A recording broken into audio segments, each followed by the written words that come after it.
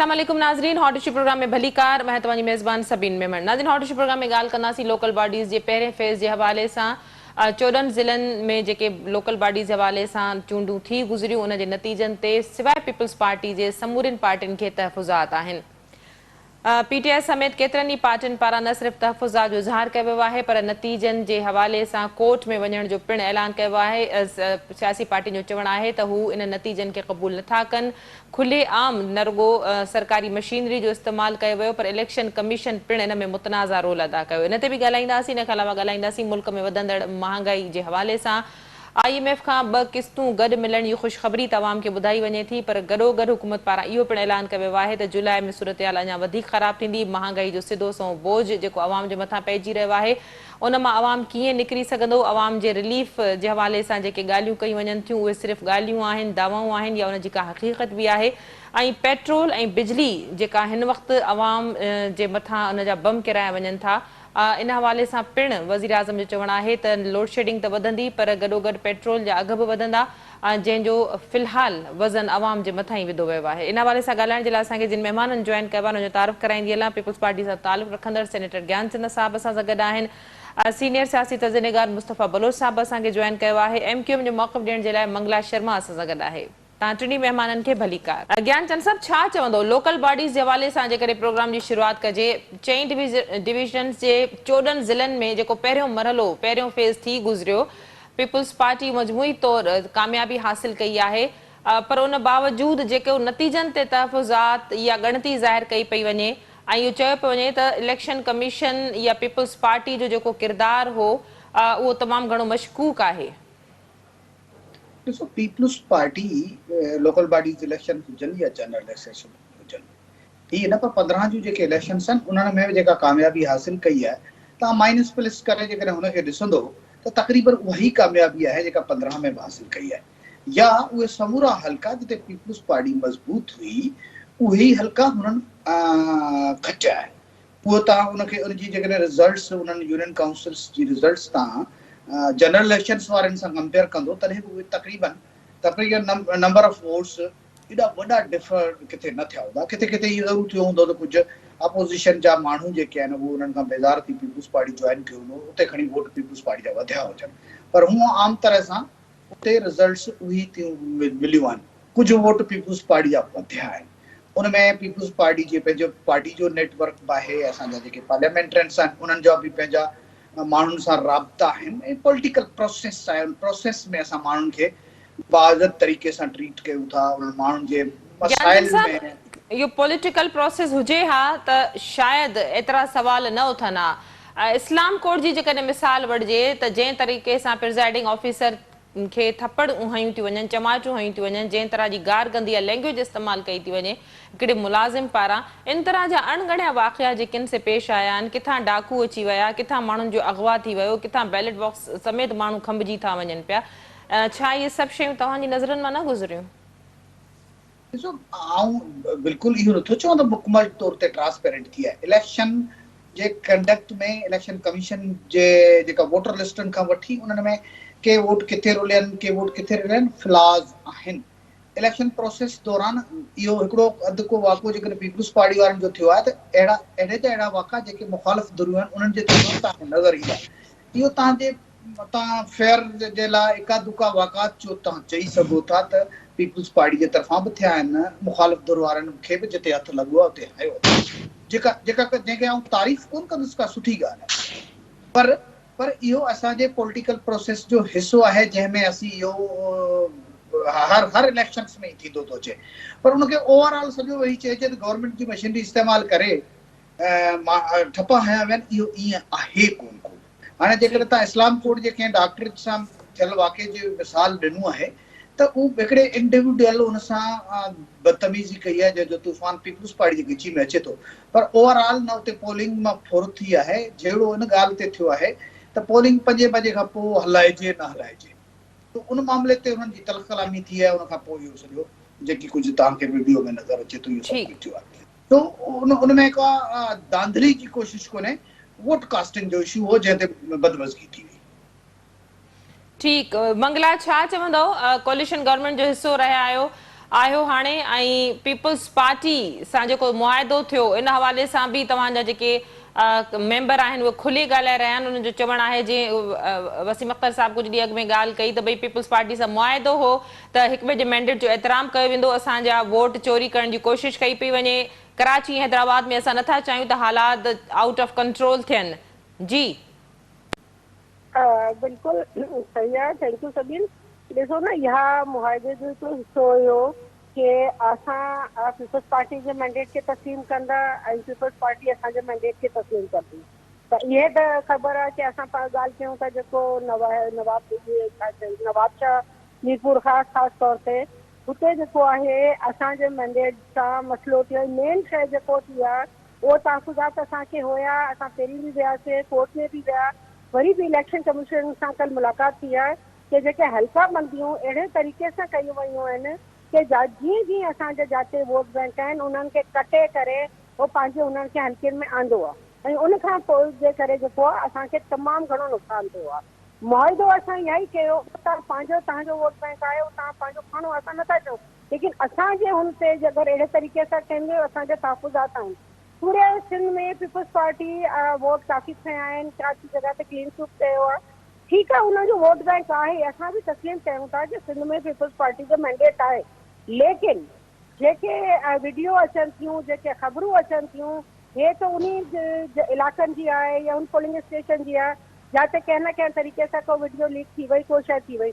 ॿारनि जे परे परे इलाइक़े में छा थियो आहे, छा मुंहिंजे ख़्याल में शायदि घणनि खे ख़बर बि न हूंदी। त मक़सदु इहा आहे कि हे जेको कयो आहे इन्हनि पीपल्स पार्टी, त जाते जाते उन्हनि जा लूपहोल्स आहे उन्हनि खे ॾिसण जी ज़रूरत आहे। बिल्कुलु बदअमनी बि थी आहे, पोलिंग स्टेशन ते मसइला बि थिया आहिनि ऐं जेके इन जा मुख़ालिफ़ धुरूं हुयूं उन्हनि खे तकलीफ़ बि आई। असांखे त ख़ासि तौर ते मिल्क ख़ासि नवाब शाह इन इलाइक़नि में असांखे जेको आहे असांजी चङो भलो वोट हुयो, लेकिन असांखे जेको आहे हुन में नुक़सानु बि थियो आहे ऐं हल्का बंदियुनि जे करे वधीक। ठीकु, हल्का बंदियुनि वारो मामिलो त इन ते एतिराज़ त सभिनी पार्टियुनि खे रहिया। मुस्तफ़ा साहब, गुफ़्तगू तव्हां ॿुधी, बलदियाती चूंडुनि जो पहिरियों मरहलो त थी गुज़रियो, पर केतिरा ई सवाल जेके आहिनि से नतीजनि ते उथनि था। सभिनी पार्टियुनि पारां एतिराज़ कया विया आहिनि ऐं एतिराज़नि जी ज़द में हिन वक़्तु सिंध में जीअं त पीपल्स पार्टी जी हुकूमत आहे त पीपल्स पार्टी ते इहे इल्ज़ाम लॻी रहिया आहिनि त उन्हनि सरकारी मशीनरी या वसीलनि जो खुली तरह सां इस्तेमालु कयो आहे। हाँ बिल्कुलु, सभी इन में ॿ टे ॻाल्हियूं इंतिहाई अहम आहिनि। हिकिड़ी ॻाल्हि इन में इंतिहाई अहम इहा आहे त हीअ पहिरीं इलेक्शन आहे जंहिंमें पीपल्स पार्टीअ खे शदीद मुज़ाहमत जो मुंहुं ॾियणो पियो आहे। माना जेका रेज़िस्टेंस थी आहे इहा डेमोक्रेसीअ जी हिकिड़ी खूबी हूंदी आहे। डेमोक्रेसी जेकॾहिं कंटिन्यू थी रहे त डेमोक्रेसी जे कंटिन्यूएशन में छा थो थिए, माण्हू आख़िर पंहिंजो फिल्टर थींदी वेंदी जमहूरियत नेठि हिकिड़ी प्योर गवर्नमेंट ऐं प्योर जमहूरियत ॾांहुं माण्हू क़दम खणनि था। पीपल्स पार्टीअ खे फर्स्ट टाइम रेज़िस्टेंस जो मुंहुं ॾियणो पियो आहे। पीपल्स पार्टीअ जी ख़ुशकिस्मती इहा आहे जो नेशनल लेवल जी का बि पार्टी जंहिंजो स्ट्रक्चर सिंध जे पूरी सिंध में स्ट्रक्चर उन्हनि जो रूटेड कोन्हे। यानी कि तव्हां चाहे नून खे ॾिसो, चाहे PTI खे ॾिसो, चाहे GDA खे ॾिसो, कंहिं बि पार्टीअ जी सभिनी ज़िलनि में उन्हनि जे यूनियन काउंसिल में उहिदेदार आहिनि ई कोन। हू डिपेंडेंट कनि था इंडिविजुअल्स ते ऐं इलेक्टिबल्स ते। त आउं सम्झां थो उनजो फ़ाइदो डायरेक्ट पीपल्स पार्टीअ खे वञे थो, छो जो पीपल्स पार्टीअ जो पार्टी स्ट्रक्चर सिंध जे यूनियन काउंसिल ताईं मौजूदु आहे। पर पहिरियों दफ़ो सोशल मीडिया जी जागृता हुजे या माण्हुनि जो रेज़िस्टेंस हुजे, ॿी ॻाल्हि इहा आहे त लोकल बॉडीअ जी जेका इलेक्शन आहे उनजो तालुक़ु माण्हुनि जे बुनियादी ज़रूरतनि सां आहे, माण्हुनि जे पाणीअ सां आहे, ड्रेनेज सां आहे, माण्हुनि जे स्ट्रीट लाइट सां आहे, नंढनि रस्तनि सां आहे, डिस्पेंसरी सां आहे। इहे माण्हुनि जा बुनियादी मसइला जिन जो लोकल बॉडीअ में तालुक़ु आहे। जेसि ताईं MQM जो मसइलो आहे, MQM जा बुनियादी तौर ॿ वॾा अहम मसइला। हिकिड़ो मसइलो इहो त जेका MQM जो जेको अॻूणी दावा हूंदी हुई सखर, मीरपुर ख़ासि ऐं नवाब शाह जूं सीटियूं खटण ते, उहे बुनियादी तौर हाणे MQM खां निकिरी वियूं आहिनि। उन जा ॿ बुनियादी सबब आहिनि। हिकिड़ो सबबु उनजो इहो आहे त हिकिड़ो सबबु त इहो आहे त जेका तव्हांखे NA 240 में जेको हिकिड़ो अहम फैक्टर जेको असां सभिनी नज़रअंदाज कयो उहो फैक्टर हो अल्ताफ़ हुसैन। अल्ताफ़ हुसैन जेका बि इलेक्शन थिए थी उन खां अॻु पंहिंजे वसीलनि जे बुनियादनि ते मुख़्तलिफ़ जेका उन जा कॉन्टेक्ट्स आहिनि उन जे मुताबिक़ उन जे बुनियाद ते उर्दू ॻाल्हाईंदड़नि खे बाइकाट जी अपील थो करे। जॾहिं उन जो हिकिड़ो वोट बैंक त आहे पंहिंजी जाइ ते, जॾहिं उहो बाइकाट जो अपील थो करे त पोइ थिए छा थो, उर्दू ॻाल्हाईंदड़ माण्हू जेके आहिनि से पोलिंग ते नथा वञनि। 240 वारी पोलिंग एन जेका कोरंगीअ में हुई जिते प्योर उर्दू ॻाल्हाईंदड़ जो वोट आहे, उते तव्हां ॾिसंदा त वोट जो रेशो जेको सो तमामु घटि थियो। ॿी ॻाल्हि आहे हल्काबंदीअ जी। हाणे हल्काबंदी अॻे जेकी थींदियूं हुयूं उहे बाक़ाइदे मुशरफ जे दौर में जेका लोकल गवर्नमेंट ऑर्डिनेंस 2000 ऐं 2001 आयो उन में MQM खे मुकमल इख्तियारात हुआ। उन्हनि हल्काबंदियूं जिते गॾियल माना पॉपुलेशन हुई, मिसाल आउं जेकॾहिं तव्हांखे अहिड़ा हल्का ॿुधायां जीअं मॉडल कॉलोनी जो हल्को हो, जीअं PS 88 जो हल्को हो, जीअं अहिड़ा हल्का हुआ जीअं नाज़िमाबाद जा कुझु हल्का हुआ त उते जेकी ॿियनि कम्यूनिटीअ जो हल्को वोट बैंक हूंदो उनखे 20% या 30% कयो वेंदो हो। 70% जेको वोट हूंदो उर्दू स्पीकिंग जो कयो वेंदो हो। ऐं उन खां सवाइ ज़ाहिर धांधलियूं उन टाइम ते बि थियूं पे। त इन लिहाज़ सां अगरि ॾिसिजे त हाणे उहे हल्का बंदियूं वरी जेका गवर्नमेंट अचे थी उहा पंहिंजे मफ़ाद में जेका आणे थी। जेको मुआइदो थियल आहे पीपल्स पार्टीअ जो इन जेका इलेक्शन थी हुई उन जे बुनियाद ते उन में पीपल्स पार्टी एडमिनिस्ट्रेशन माना हिननि जी चेयरपर्सन जेका आहे या मेयरशिप आहे उहा हिननि खे ॾियण जी ॻाल्हि कई ऐं गवर्नरशिप जी ॻाल्हि कई त उहे अञा ताईं उन ते अमल दरामद। हाणे ज़ाहिरी ॻाल्हि अञा हैदराबाद डिवीज़न में इलेक्शन कोन थिए, अञा जेका कराची डिवीज़न में इलेक्शन कोन थिए। त इन में ॾिसिजे त पीपल्स पार्टी जेका मेयरशिप जी कराची जी मेयरशिप जी ऐं हैदराबाद जी मेयरशिप में उन लेवल ते कॉन्टेस्ट थी करे या MQM खे वॉक ओवर थी ॾे। त इहो हाणे त ज़ाहिर अॻियां जेका इलेक्शन थींदी जुलाई में उन मां ख़बर पवंदो।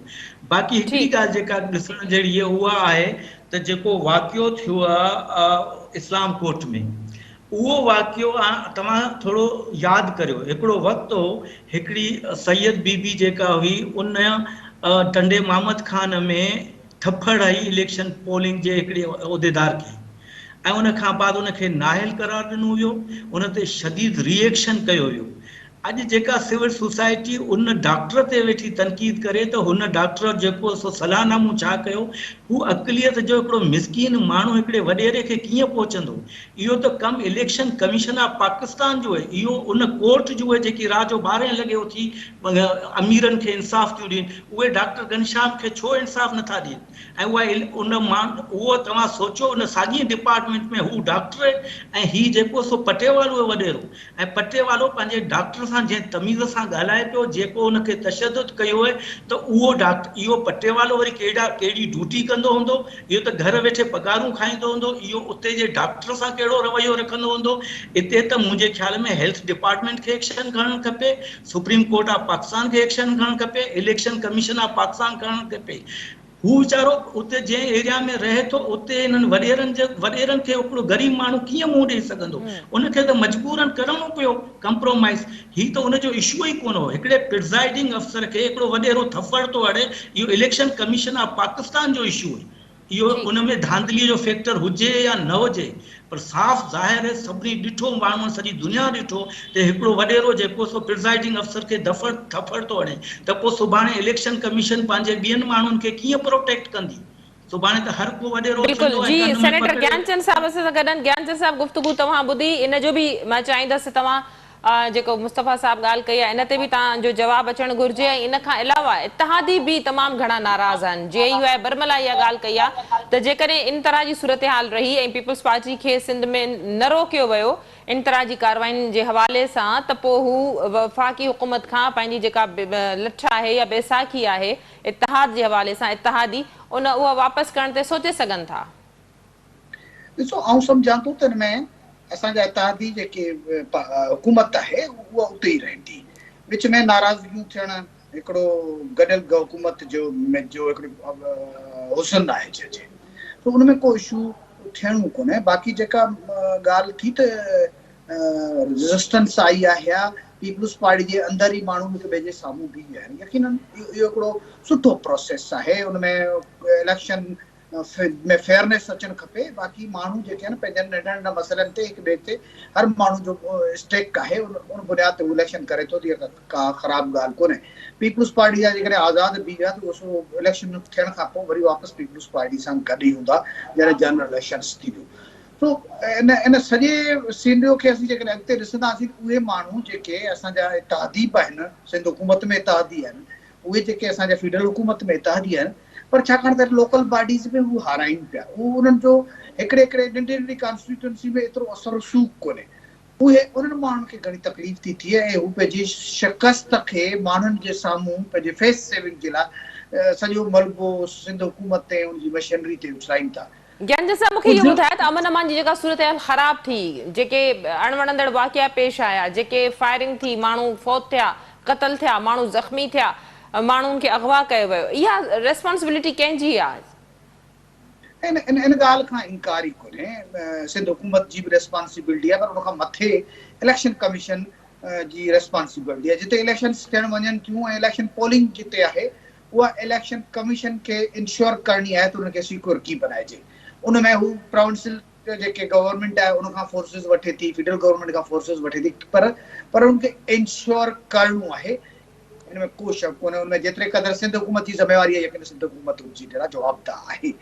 पर ही प्रोसेस जेको आहे असांजे सॼी सोसाइटी में जी अॼु ॻाल्हि कई त इहो जेतिरो अॻिते हलंदो तितरी साफ़ सुथरो थींदो वेंदो। माण्हू इहे झेड़ा करणु छॾे वोट पंहिंजे शराफ़त सां वोट ॾियणु शुरू कंदा, जीअं असां वटि पुराणियुनि जमहूरियतनि में थिए थो। वोट जे ॾींहं ते हर कंहिंजी पंहिंजी मर्ज़ी पंहिंजो वञी वोट करे, माण्हू उन्हनि ते झेड़ा करणु, ज़बरदस्तियूं करणु छॾे ॾियनि। सो असां वटि इलेक्शन्स हलियूं कोन आहिनि। तंहिंखां पोइ जेकॾहिं हलनि थियूं त उहो जेको असांजो कोटा सिस्टम आहे, नौकरियुनि में भर्तियुनि जो सिस्टम आहे, ट्रांसफर पोस्टनि में बैड गवर्नेंस जा जेके इशूज़ आहिनि, उन्हनि जो इम्पैक्ट थिए थो। पर जीअं जमहूरियत अॻिते वधंदी इहे सभु शयूं ख़तमु थींदियूं वेंदियूं। असां वटि हाणे एजुकेशन में ट्रांसपेरेंसी अचे थी, टीचर्स मेरिट ते थियनि था। साॻी वरी असां जेके क्लर्कनि खां वठी 5 खां 15 ग्रेड जा उहे असीं मेरिट्स ते कोर्ट जे हुकुम सां, ज्ञान साहब, कोर्ट जे हुकुम सां नौकरियूं ॾेई ख़ुशि था करे सघूं, उनजे करे मेरिट्स तरफ़ वञूं था। हाणे ऐं माण्हू लाइक था कनि पीपल्स पार्टी खे, जेका वधी आहे, पॉपुलरिटी वधी आहे मेरिट ते थियण जे करे। तो आउं सम्झां थो त कुझु ईंदड़ ॾींहनि में तव्हां समूरियूं शयूं मेरिट तरफ़ वञनि थींदियूं ऐं गवर्नेंस जा इशूज़ कुझु बहितर थियण शुरू। ठीकु, प्रोग्राम जे सिलसिले खे जारी रखंदासीं। वक़्तु थियो आहे मुख़्तसिर वक़फ़े जो, वठूं था वक़फ़ो।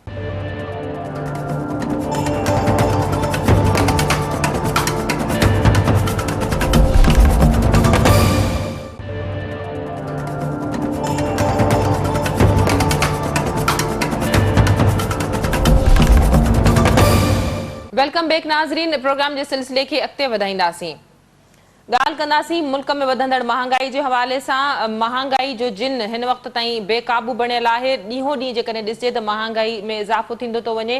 आम जेको मज़दूर तबिको आहे उनजो गुज़ारो तमामु घणो ॾुखियो बणियल आहे, पर हुकूमती दावान ऐलाननि ऐं कोशिशनि बावजूदि जेका करंट सूरत हाल आहे उहा इहा आहे त हुकूमत महांगाई ते कंट्रोल करण में मुकमल नाकाम नज़र अचे थी। अवाम खे रिलीफ ॾियण जूं ॻाल्हियूं त कयूं वञनि थियूं, पर गॾोगॾु इहो बि चयो वञे थो त ईंदड़ कुझु महीना अञा बि मुश्किल आहिनि, जिन जो बोझ सिधो सो अवाम खे खणणो पवंदो। इन हवाले सां वज़ीर आज़म बिल्कुलु क्लियर चई चुको आहे त जुलाई खां न रुगो लोड शेडिंग में इज़ाफ़ो थींदो, बल्कि पेट्रोल जे अघनि में पिणु इज़ाफ़ो थींदो। इन हवाले सां ॻाल्हाइण जे लाइ असांखे PTI सां ताल्लुक़ रखंदड़ मेंबर सिंध असेंबली अली अजीज जी साहब ज्वाइन किया। अली साहब वेलकम कहती हूँ, आपने प्रोग्राम में ज्वाइन किया।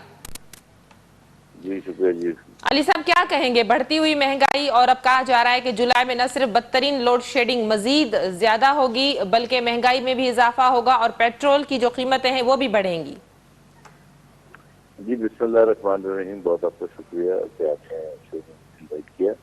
लेकिन मैं अपने तमाम नाज़रीन को, देखने वालों को, सबको ये बताना चाहता हूँ कि और आज के दौर में कोई चीज़ छुपती भी नहीं है, और मैं समझता हूँ कि लोग भी हर चीज़ को देखते हैं, फीड मीडिया में, सोशल मीडिया में, समझदार हैं। देखें, ये आज ये जो इम्पोर्टेड हुकूमत मुस्तरद कर दी गई है, प्राइम मिनिस्टर भी कह लें, सिंध से लेकर पूरे पाकिस्तान में मिल के जिन जो लीडर्स थे, आप उनको सब जानते हैं कि वो लीडर्स थे जिन्होंने मुल्क को तबाह किया, लूटा, इस दिहाने पे आज लेकर आ गए और एक साजिश के तहत इमरान खान की हुकूमत को गिराया गया, जबकि मुल्क एक स्टेबल पोजीशन में था और अच्छा जा रहा था, हर चीज अच्छी जा रही थी। पेट्रोल पे उन्होंने जिस तरीके से भी जो टैक्स कलेक्शन आ रही थी, सब्सिडी दी हुई थी और सब कुछ अच्छा जा रहा था। इनके जाने से आज देखें मुल्क का क्या हाल। ये दावे करते थे कि जी हम बड़े एक्सपर्ट है, कहाँ गए इनकी एक्सपर्टी। इनका कोई मकसद नहीं था, इनका अपना केसेस करवाना था, इनका आवाम से कोई, इनको आवाम से अगर होता तो आप खुद सोचें कि इनको आवाम से होता तो 40 साल में इन दोनों पार्टियों ने, जरदारी ने और नवाज शरीफ और शहबाज शरीफ लोगों ने मुल्क का हाल क्या कर दिया 40 साल में। अगर इतना ही हमको आवाम को होता ना तो आज सुबह सिंध भी फ्लरिश कर रहा होता, पाकिस्तान भी फ्लरिश कर रहा होता, इदारे अच्छे होते। तो इन्होंने तबाह कर दिया सारा। आज वो उन्हीं बातों पे आ गए हैं वापस जो इमरान खान साहब कहते थे।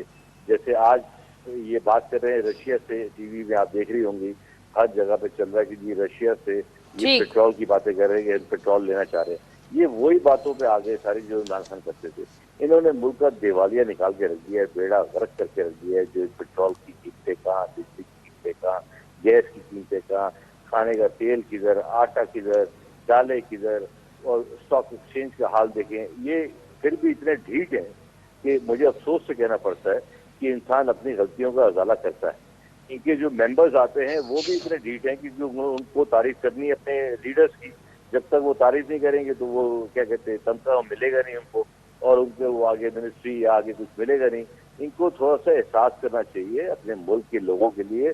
ये बेएहसास लोग हैं, इन्होंने तबाह हाल कर दिया मुल्क का। आज मुल्क की इकॉनमी ठीक। अली साहब, मेरे साथ सेनेटर ज्ञानचंद साहब भी मौजूद हैं, पीपल्स पार्टी से इनका ताल्लुक है। मैं चाहूंगी कि जो बातें आपने की है उनका जवाब भी उनसे ले लूं। जी, ज्ञानचंद साहब की भी रिस्पेक्ट करता हूँ, हमारे पार्लियामेंटेरियन है, मैं उनकी रिस्पेक्ट करता हूँ।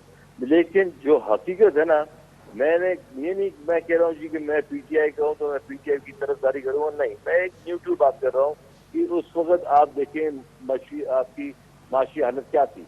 एक माशाल्लाह आपका टेक्सटाइल सेक्टर काम कर रहा था, जबरदस्त चल पड़ा था। एक्सपोर्ट आपकी बेहतर थी। आपका टेक्सटाइल जो कंस्ट्रक्शन सेक्टर है वो बेहतर था, सीमेंट का बेहतर था। आप लोगों को 50 लाख जॉब मिली, हर किस्म के प्रोग्राम मिले। अब आप सब बिजली का आप देखने कंट्रोल किया हुआ था। 4 रुपए कीमत बढ़ाई थी इमरान ने उस टाइम पेट्रोल की, तो इन लोगों ने लॉन्ग मार्च शुरू कर दिया था सबने। आज पेट्रोल की कीमत क्या है और आपके सामने है। इमरान खान जो लाना चाह रहे थे पेट्रोल, आज वो जब उस टाइम लाते तो मेरे ख्याल से 85 रुपए लीटर या 95 रुपए लीटर होता, जो एक आवाम के लिए फायदा। लीडर में बहुत फर्क होता है। ये वो लीडर नहीं, लीडर होता है जो अपनी आवाम के लिए सोचता है, आगे के लिए सोचता है। ये लीडर थोड़ी है, ये चोर है। ये इन्होंने अगर मुल्क के लिए सोचा होता, आवाम के लिए सोचा होता, ये तो आज हमारा मुल्क यहाँ नहीं होता। लीडर है इमरान खान जो अपनी कौम के लिए सोचता है, अपने मुल्क के लिए सोचता है। जी अली साहब, मैं चाहूंगी कि आप लाइन पे रहें, मैं आपकी बातों का ही जवाब मैं चाहूंगी। जो आज मुल्क का हालात है, एक गरीब आदमी आप सोचे ना कि क्या हाल, किस तरीके से गुजारा करेगा वो। जी ज्ञानचंद साहब की जस्टिफाई कयो विंदो महंगाई के। जी अली साहब मेरे साथ रहिएगा, मैं चाहूंगी कि ज्ञानचंद साहब से इन बातों का जवाब। जी ज्ञानचंद साहब, देखिए जहां तक महंगाई का ताल्लुक है तो बहुत शदीद महंगाई हुई है, इससे कोई इनकार नहीं है। और ये पूरा का पूरा बर्डन हमारे आम लोगों पे पड़ रहा है, इससे कोई इनकार नहीं है। लेकिन लीडर तो वो होता है जो फरागोगी को बड़े बड़े माल बनाकर बाहर भेज दे। लीडर तो वो होता है जो झूठ बोलकर लोगों को बहलाता रहे। लीडर तो वो होता है जो खुद अगर असेंबली में था तो ठीक था, अगर उनको असेंबली ने ही आउट कर दिया है तो वो कॉन्स्टिट्यूशन को ना माने। लीडर वो होता है ना। इमरान खान जैसा अगर लीडर अच्छा लीडर है तो मैं समझता हूँ बुरा लीडर किसको आप कहेंगे। इमरान खान ने तो ये हालात पैदा किए हैं। हाँ, जो ग्रोथ हो रही थी, जो ग्रोथ जीडीपी की ग्रोथ जो हो रही थी पीपल्स पार्टी के 2008 से 2018 तक, क्या वो रुक नहीं गई है? क्या इमरान खान ने फॉरेन पॉलिसी में नाकामियां नहीं हुई है? वो मुकम्मल तौर पे हम तन्हाई का शिकार नहीं हुए, आइसोलेशन में नहीं जा चुके हैं। हमारे जो कह रहे थे कि हमारे बड़े बड़े जो है फाइनेंशियल एक्सपर्ट्स बैठे हुए, इनके दौर में कितने सेक्रेटरी फाइनेंस चेंज हुए, इनके दौर में कितने फाइनेंस मिनिस्टर्स चेंज हुए। पंजाब जो जहाँ पे एक वजीर आला बिठाया हुआ था, उसको कह और जबरदस्त उसकी तारीफें हो रही थी। उस वजीर आला की क्या क्या उन्होंने डिलीवर किया। तो इमरान खान ने तो सिर्फ और सिर्फ अपना पेट भरने के लिए बातें की ना। अब जब हुकूमत गई है तो अगर आप इतने ही कहते हैं, बुरा भला कहते हैं, तो क्यों रिजाइन नहीं कर रहे हो? नेशनल असेंबली से तो रिजाइन कर रहे हो, जहां से पार्लियामेंट्रियन ने इसको बाहर किया है, वहां पे क्यों रिजाइन नहीं कर रहे हो? सिंध में क्यों नहीं कर रहे हो? पंजाब में क्यों नहीं कर रहे हो?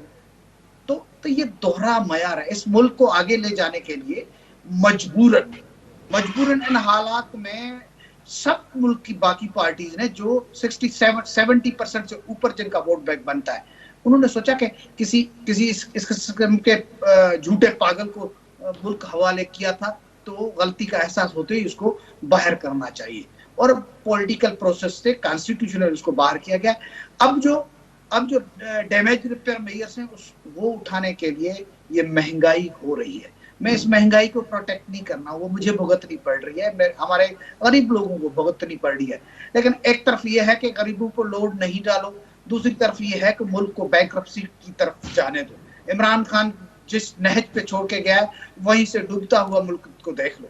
तो हमारी पॉलिटिकल लीडरशिप ने, हमारी जो नेशनल लीडरशिप है उसने, और हमारे इदारों ने मिलकर ये फैसला किया है कि मुल्क को कैसे बचाना है, मुल्क को कैसे आगे लेके जाना है। उसलिए कुछ लोअर बिल्कुल ही गुर्बत की लकीर से नीचे वाले लोग हैं, उनके लिए कुछ मेजर्स भी लिए जा रहे हैं। दूसरी तरफ हम कोशिश कर रहे हैं कि किसी ना किसी तरह से बैंकरप्सी से बच जाए। हमारा पाकिस्तान का जो वक़ार था इंटरनेशनल कम्युनिटी को, वो भी बहाल करें, और हमारी जो खुशहाली के लिए जो हमारी फाइनेंशियल पोजीशन है उसको भी इम्प्रूव करें। तो यकीनन ये 2 महीने हुए हैं, हम सख्त से सख्त स्टेप्स ले रहे हैं। मैं कभी कोई उसको प्रोटेक्ट नहीं कर रहा कि कोई हम अच्छे स्टेप्स ले रहे हैं, हम बहुत सख्त स्टेप्स ले रहे हैं। लेकिन मैं समझता हूँ अगले साल तक मुल्क स्टेबिलिटी की तरफ जाएगा, हमारी एक्सपोर्ट्स भी बढ़ेंगी, हमारा जो प्रोडक्शन है, स्पेशली प्रोडक्शन बढ़ेगी, एग्रीकल्चर प्रोडक्शन बढ़ेगी, तो मुल्क पे जो डॉलर का बर्डन है खासतौर से एग्रीकल्चर सेक्टर की तरफ से, वो हल्का होगा। अगर डॉलर पे बर्डन हल्का होगा तो बाकी चीजें भी सस्ते होने शुरू हो जाएंगी। मुस्तफ़ा साहब छा चवंदो? गुफ्तगू तमाम बुधी, अली साहब जी भी बुधी, ज्ञानचंद साहब भी जेका जस्टिफिकेशन महंगाई जे हवाले सां ॾिनी। हर हुकूमत यही वज़ाहतूं ॾींदी आहे त ईंदड़ साल बहितरी अची सघे थी, आवाम खे रिलीफ मिलंदो, पर वधंदड़ महांगाई माण्हुनि जो जीअण या हिकु वेलो मानी खाइण बि ॾाढो मुश्किल बणाए छॾियो आहे। IMF वटि न वेंदासीं, पर हर हुकूमत खे मजबूरन पोइ हुकूमत जे तसलसल खे खणंदे IMF वटि वञणो पवे थो। आख़िर केसि ताईं ऐं केतिरो आवाम ते इहो बोझ विधो वेंदो? अच्छा, सभिनी इन में जेकी बुनियाद इन्हनि सभिनी मसइलनि जा, उहे जेकॾहिं ॾिसजनि त उहे ॿिन्ही पार्टी भले हिक ॿिए ते इल्ज़ाम आणनि। जॾहिं इमरान खान गवर्नमेंट हूंदी हुई तॾहिं ही जेका मौजूदा गवर्नमेंट वारा आहिनि इहे इल्ज़ाम आणंदा हुआ, वरी जॾहिं हाणे हुननि खे आयो वारो त ही इल्ज़ाम था आणनि, पर जिन जा बुनियाद सभु साॻिया आहिनि। मिसाल, जेकॾहिं तव्हांजी इकोनॉमी बहितर न थींदी, उहा कॾहिं बि कर्ज़ सां बहितर कोन थींदी। तव्हां मुसलसल IMF खे उन जे शर्तनि ते तव्हां कर्ज़ था वठो ऐं उनखे मॉर्गेज था करियो पंहिंजा एसेट। तव्हां रोड ॾियो था, तव्हां एयरपोर्ट ॾियो था, तव्हां बंदरगाहूं ॾियो था, मॉर्गेज था करियो। जॾहिं तव्हां मॉर्गेज था करियो त पोइ इन जो मतिलबु तव्हां पंहिंजा एसेट वञायो था। पहिरीं ॻाल्हि इहा। ॿी, तव्हांजी इकोनॉमी जेका हिन मुल्क में 41% जेका इनफॉर्मल जेका ॾिए पई रोज़गार, उहो ॾिए थी एग्रीकल्चर। तव्हांजी का बि सब्सिडी एग्रीकल्चर में कोन्हे, न तव्हांजी फर्टिलाइज़र में आहे, न तव्हांजी पेस्टिसाइड में आहे, न तव्हांजी सीड में आहे, न का बि ट्रैक्टर ॿियूं जेका इक्विपमेंट आहिनि उन में का बि कोन्हे। सिर्फ़ु इंडिया जो पंजाब ऐं हरियाणा 2 रियासतूं अहिड़ियूं आहिनि जेकी जेतिरी प्रोडक्शन ॾींदियूं, छो जो इंडियन गवर्नमेंट उन्हनि खे सब्सिडी थी ॾे, उहे एतिरी प्रोडक्शन ॾींदियूं थियूं जेकी सॼे पाकिस्तान जी प्रोडक्शन खां वधीक हुननि जो सिर्फ़ु 2 रियासतूं। अञा महाराष्ट्र जी ॻाल्हि नथो करियां जेको काटन जी सभ खां वॾी पैदावार थो ॾिए। हीउ सिर्फ़ु पंजाब ऐं हरियाणा जेका असांजे बिल्कुलु साम्हूं पासे में जेका पड़ोसी आहिनि उहे जेकी प्रोडक्शन ॾींदा थिया। तव्हांजी एक्सपोर्ट तव्हांखे सिखणु खपे बांग्लादेश खां। बांग्लादेश जी एक्सपोर्ट खे तव्हां ॾिसो ऐं असांजी एक्सपोर्ट खे ॾिसो, हू इवन जेका गारमेंट में जेतिरो एक्सपोर्ट थो करे जिते बुनियादी तौर फुटी पैदा ई कोन थी थिए, असां वटि फुटी प्रोडक्शन आहे पर उन खां वधीक गारमेंट जी जेका प्रोडक्शन आहे उहा बांग्लादेश जी वधीक आहे। पाकिस्तान सॼो रिलाए करे पियो रेमिटेंस ते, माना रेमिटेंस जेकी ॿाहिरि मुल्क में माण्हू आहिनि उन्हनि जा पैसा हिते अचनि था जंहिंसां हिन मुल्क जी कुझु बहितरी हले थी। तव्हां ॾिसो बांग्लादेश में उन खां वधीक सॼी दुनिया में बांग्लादेश जेका आहे उहा जेका घटि मज़दूरी करण वारा माण्हू आहिनि उहे जेके आहिनि से उते पंहिंजो रोज़गार था कनि ऐं उहे पैसा बांग्लादेश था मोकिलीनि। चौथी ॻाल्हि हिन पाकिस्तान जी इकोनॉमीअ में हिकिड़ो वॾो फैक्टर आहे dual nationality. India dual nationality नथो ॾे, बांग्लादेश ड्यूल नेशनलिटी नथो ॾे, जंहिंजी वजह सां उते जा जेका दुनिया में ॿिया मुल्कनि जा माण्हू आहिनि उहे पंहिंजे एसेट, उहे पंहिंजा पैसा उहे पंहिंजे मुल्क ते मोकिलीनि। जॾहिं असांजी ड्यूल नेशनलिटी मौजूदु आहे त तव्हांजा बर्तानिया में जेका जंहिंजो ॾाॾो वियो हाणे उनजो पोटो बर्तानिया में जेको सो पार्लियामेंट जो मेंबर थियो उहे एसेट सभु उते पियो ॾे। उहो जेको लाला मूसा जो हो, जेको गुजरात जो हो, जेको गुजरांवाला जो उन कॾहिं हेॾा मुंहुं ई न कयो। सिंध जा त वधि में वधि सऊदी अरब था वञनि, उहो अरब त उन्हनि खे ॾी नेशनलिटी नथा, जंहिंजे करे उहे उते 40 साल रहंदा त बीहनि। जेसिताईं ड्यूल नेशनलिटी आहे, असांजा घणा सियासतदान आहिनि जंहिंजी ड्यूल नेशनलिटी आहे, जेको माण्हू हितां भॼे थो। हाणे तव्हां यादि रखो, तव्हां वटि जॾहिं हीअ किस्त ईंदी न जेका IMF जारी कंदो, उन खां पोइ दुबई लंदन बंदन जूं प्रॉपर्टी रेट चढ़ी वेंदा, छो जो हिननि सभिनी वटि उन्हनि जूं नेशनलिटियूं, उन्हनि जो औलाद होॾां थो रहे, जंहिंजे करे नतीजे हाणे इहे बुनियाद आहिनि जेका कंहिं मुल्क जी इकोनॉमी जा।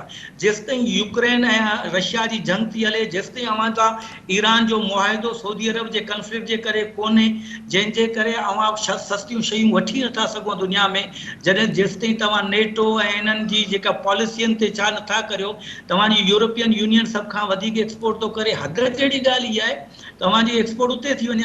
हद जहिड़ी ॻाल्हि अहिड़ी त अहिड़ियूं शयूं, ॿारनि जा चॉकलेट तव्हां ॿाहिरि मुल्क मां पिया घुरायो, तव्हां जानवरनि जा जेको फीड आहे उहो ॿाहिरि मुल्क मां था घुरायो, तव्हां एग्रीकल्चर हुअण जे बावजूदि तव्हां कणिक जेका असां यूक्रेन खां वठंदा आहियूं, जेसिताईं हिन मुल्क जूं इहे बुनियादी शयूं, चाहे पोइ गवर्नमेंट इमरान खान जी हुजे, चाहे शहबाज शरीफ़ जी हुजे, चाहे कंहिंजी बि हुजे, हे बुनियाद आहिनि जिन खे, ऐं पोइ तव्हां IMF खे था वठो त तव्हांजा रिजर्वायर जेके आहिनि स्टेट बैंक में घटि थी था वञनि, छो जो स्टेट बैंक जेका असां डॉलर में पेमेंट करे नथी सघे, उनखे पूरो करण लाइ तव्हां कर्ज़ था वठो ऐं कर्ज़ खे वरी उनजे सूद जूं किस्तियूं पिया अदा करियो। मुल्क जी इकोनॉमी बीहंदी कीअं, किथे बहितर बीहंदी? त इहे चाहे कहिड़ी बि पार्टी हुजे, जेसिताईं इन्हनि बुनियादी सवालनि ते ॻाल्हि न कंदी तेसिताईं त का शइ थियणी कोन्हे। ज्ञानचंद साहब, मुस्तक़िल जेको हल आहे उहो छो नथो कढियो वञे? जीअं मुस्तफ़ा साहब ॻाल्हि कई, असां वटि सुठा तमामु घणा बहितरीन इकोनॉमिस्ट आहिनि, हुकूमत अहिड़ी कंहिं टीम सां मशवरो छो नथी करे? ज़रदारी साहब हुकूमत में संभालण खां अॻु में इमरान ख़ान जे वक़्त में चवंदो त मुल्क जेको आहे असां ई हलाए सघूं था, ॿियो कोई नथो हलाए सघे, त मुल्क हलाइण जे लाइ बहितर हिकमत अमलियूं या मुस्तक़िल पॉलिसियूं छो नथियूं जोड़ी वञनि? तो आऊं मुस्तफ़ा साहब जे तक़रीबन सभिनी ॻाल्हियुनि सां मुतफ़िक़ आहियां। मुल्क जी इकोनॉमी खे सहारो जेको मिली सघे थो उहो असांजे लोकल प्रोडक्शन, इंडिजिनस जेके वसाइल आहिनि उन्हनि खे डेवलप करण सां मिली सघे थो। मसलन असां वटि थर कोल जेको डेवलप असां कयो आहे, सिंध गवर्नमेंट कयो आहे, वक़्ती तौर ते तो तमामु घणो सरमायो लॻो आहे, पर अॻिते हली उहो जेको असां फाइनेंस ऑयल ते ख़र्च कयो पियो उहो बिजली असांजी पैदा कंदो, उहो ख़र्चा असांजा घटि पा। असांखे एक्सपोर्ट्स वधाइणियूं पवंदियूं, इम्पोर्ट्स घटाइणियूं पवंदियूं।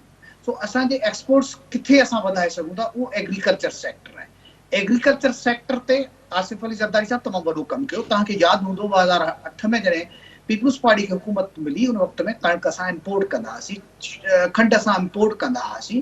एग्रीकल्चर जी उहा प्रोडक्शन एतिरी न हुई, कुझु सब्सिडीज़ हुयूं, माण्हुनि खे यकीन थियो त ही एग्रीकल्चर ग्रोअर्स फ्रेंडली गवर्नमेंट आहे, त माण्हुनि पंहिंजे फसलनि जा अघु सुठा मिलण जी उमेद सारे हुननि सुठा फसल बि पोखिया, हुननि ते महिनतूं बि कयूं। सो जेसिताईं असां पंहिंजे प्रोडक्शन उहा एग्रीकल्चर सेक्टर में हुजे, इंडस्ट्रियल सेक्टर में हुजे, उहे न वधाईंदासीं तेसिताईं इहो कर्ज़नि ते बिल्कुलु मुतफ़िक़ आहियूं त मुल्क हलाए कोन थो सघिजे। ऐं जेसीं असां लोकल प्रोडक्शन न वधाईंदासीं तेसीं कर्ज़ खां सवाइ असांजो गुज़ारो बि कोन्हे। सो ॿिन्ही खे पैरेलली हलाइणो पवंदो, पर असांखे रिलाए करणो पवंदो, पंहिंजे HR खे वधाइणो पवंदो, ह्यूमन रिसोर्सिस जेके आहिनि टेक्निकल हैंड्स ते वठणो पवंदो त माण्हू असांजा दुनिया में बि वञनि एग्जैक्टली उतां सरमायो संजीदगी अचे। सां इन तरफ़ सोचण अमली तरह कम करण जी ज़रूरत आहे जेका बदकिस्मती सां अञा बि इहा शइ नज़र नथी अचे। वॾी महिरबानी तव्हां टिनी मौज़ूज़ महिमाननि जी तव्हांजो प्रोग्राम में जॉइन कयो। नाज़रीन IMF खां 2 क़िस्तूं गॾु मिलण जी ख़ुशख़बरी त आवाम खे ॾिनी वञे थी, पर गॾोगॾु आवाम खे इहो पिणु ॿुधायो वञे थो त जुलाई में अञा वधीक ॾुखी सूरतहाल थींदी, महांगाई वधंदी, पेट्रोल जा अघ वधंदा, लोड शेडिंग जो वधीक बहिरान थींदो ऐं इहो सभु समूरो जेको बोझ आहे उहो हिन मुल्क जे ग़रीब आवाम खे हुन जे मथां हिन जो वज़न पवंदो। अॼोके प्रोग्राम में एतिरो ई। ईंदड़ प्रोग्राम ताईं ॾींदा इजाज़त। अल्लाह वाहिद।